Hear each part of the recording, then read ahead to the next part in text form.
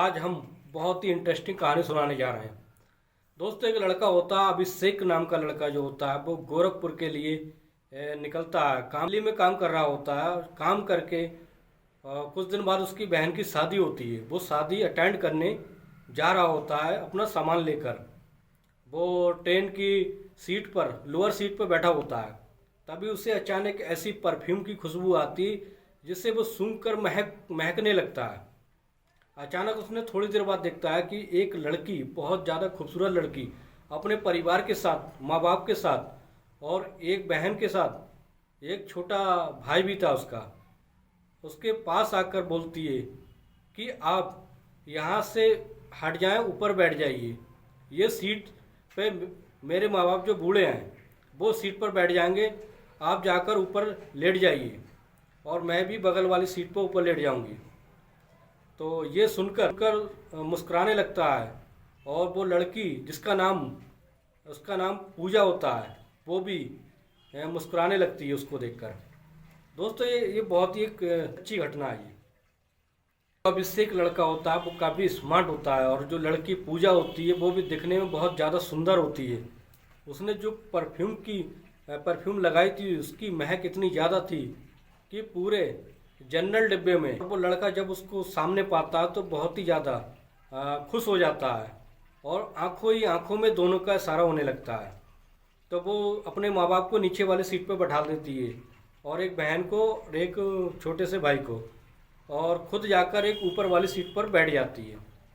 और इस तरह से अभिषेक जो होता है वो भी अपनी सीट पर, ऊपर वाली सीट पर जाकर लेट जाता है। तो इस तरह दोनों आमने सामने हो जाते हैं, दोनों की नज़रें आपस में टकराने लगती हैं। तो इस तरह से दोनों के बीच में प्यार पनपने लगता है और एक दूसरे को देख के मुस्कुराते होते हैं। बगल वाली सीट पर एक अंकल बैठे होते हैं, जो उनके ऊपर वाली सीट पर अंकल पास में बैठे होते हैं। तो वो ये सब देख रहे होते हैं, लेकिन वो ये नहीं समझ पाते हैं कि इनके बीच क्या चल रहा है, क्योंकि उनका जो इशारे चल रहे थे वो नज़रों के इशारे हो रहे थे, ना कि कोई बातचीत हो रही थी।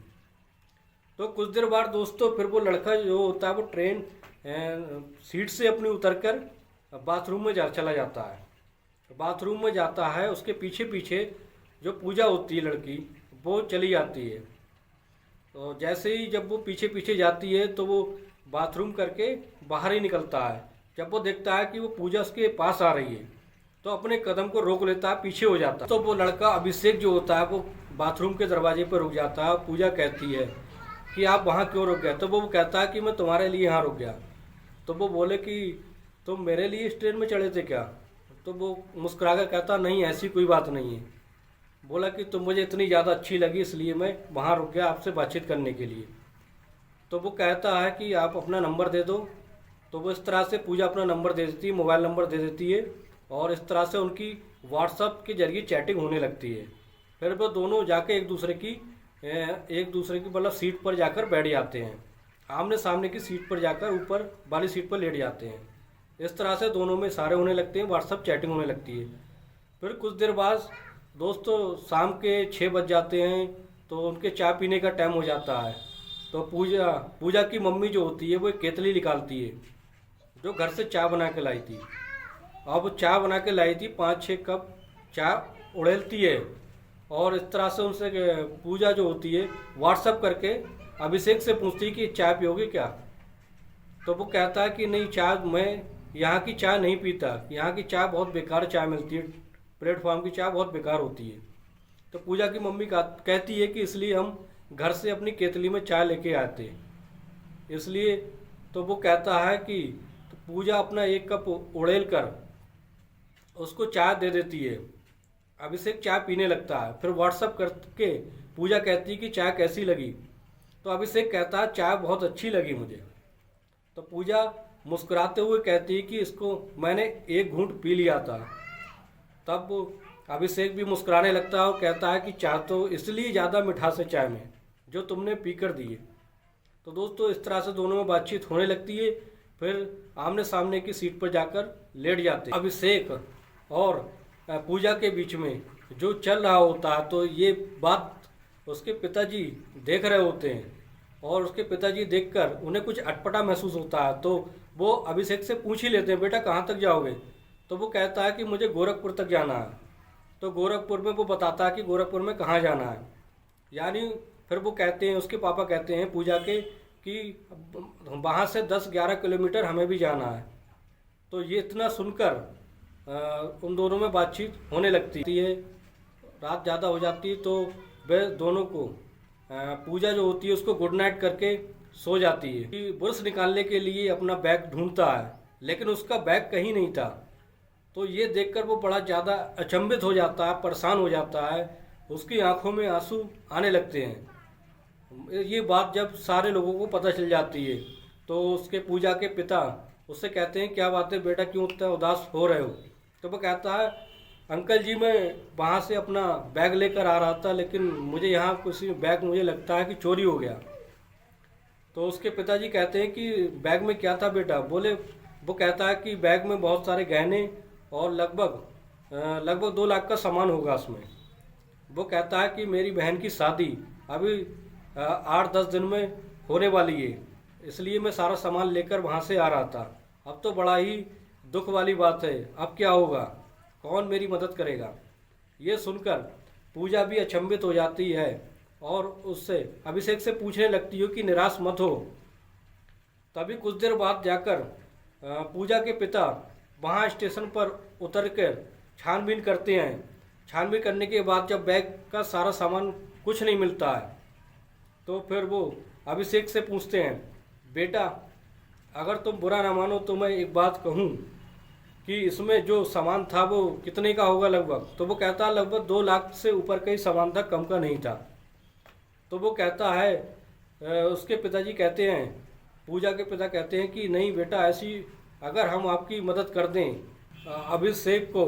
जब पूजा के पिता इस बारे में पूछते हैं कि वाकई में इनका सामान था और लोगों से पूछताछ होती है तो कुछ पास वाली सीट पर बैठे एक अंकल बोलते हैं कि हाँ, जब अभिषेक आया था तो उनके पास 2 बैग थे, ये कभी ऊपर कभी नीचे रखे जा रहे थे, लेकिन उसमें सामान का मुझे नहीं पता कितना सामान था। तो वो उसके बाद पूजा के पिताजी को ये विश्वास हो जाता है कि हाँ उसका बैग था। तो वो बड़ा दुखी, अभिषेक जब ज़्यादा दुख हो जाता है, ज़्यादा ही दुखी हो जाता है, तभी उसके पिताजी कहते हैं कि अगर बुरा ना मानो तो मैं तुम्हारी मदद करना चाहता हूँ। तो ये सुनकर अभिषेक के मन में उनके प्रति बहुत ही दया आने लगती है और वो पूछता है, अंकल आप ऐसा कैसे कर सकते हो? आप मुझे बिना जान पहचान के ही 2 लाख रुपए दे सकते हो? तो अंकल कहते हैं, ऐसी कोई बात नहीं बेटा, हम तो तुमसे पास वाले गांव के ही हैं, तुम्हारे पड़ोसी हो गए।